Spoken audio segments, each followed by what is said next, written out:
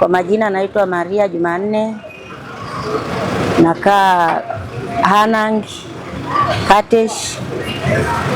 Mimi mama lishe. Napenda kumkaribisha waziri mkuu hapa Hanang kwetu, maana akiwepo yeye na fursa zitakuwepo tu nyingi, tutapata biashara zitakuwepo. Tunapenda wageni waje, tunawakaribisha. Tunamkaribisha waziri mkuu kwa upendo, kwa furaha na shangwe nyingi. Mimi ni kakaangu, mimi ni Mnyiramba.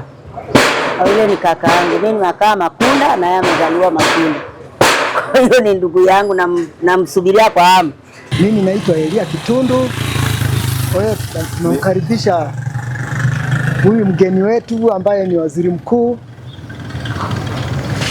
Kwa hiyo tunamshukuru kuja hapa Kateshi kuja kutufungulia stendi yetu. Hii stendi ni kwa sababu ya mabasi na ni kwa sababu ya wananchi ya wilaya Hanang. Tunatarajia atuambie maneno mazuri. Kwa majina naitwa Pendo Ayuma, nafanya utoaji dawa katika duka la dawa stendi ya Katesh. Tunakukaribisha waziri mkuu, tunaamini ujio wako utakuwa ni neema kwetu, tutaneemeka, lakini pia tunaamini kwamba ukija utatatua kero nyingi za wananchi. Karibu sana, tunakupenda. Naitwa Mary Gefi, ni mzaliwa hapa Katesh mjini. Mimi ni mama lishe hapa stendi mpya. Pamoja na furaha yangu yote, yaani zaidi nafurahi sana kwanza kumkaribisha ndugu waziri pamoja na msafara wake wote atakao kuja nao, pamoja na mengineo mengi atakao tuletea. Natumaini kwamba tutafaidika na mambo mengi zaidi na zaidi.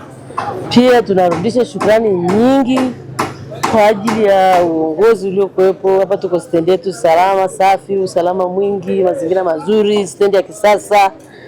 Hakika na sisi tunajivunia maisha haya ya kisasa. Kwanza si wenyewe tukaa kwenye mazingira ya kisasa. Asante sana, karibu sana waziri wetu. Dinde Talamu Mbuya, natokea Hanang Manyara. Tunamkaribisha ndugu wetu Mheshimiwa Waziri Mkuu Mwigulu Nchemba.